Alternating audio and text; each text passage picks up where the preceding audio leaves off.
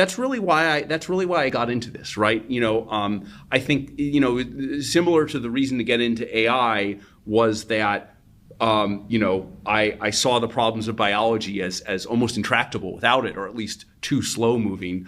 I think my reason to start a company was that I had worked at other companies, and I just didn't feel like the way those companies were run was really oriented towards trying to have that impact. There was a story around it that was often used for recruiting, but it became clear to me over the years that story was not sincere. I'm going to circle around a little bit because it's clear that you're referring to OpenAI here. Again, I will say, if there's a decision on releasing a model, if there's a decision on the governance of the company, if there's a decision on, how the personnel of the company works, how the company represents itself externally, the decisions that the company makes with respect to deployment, the claims it makes about how it operates with respect to society.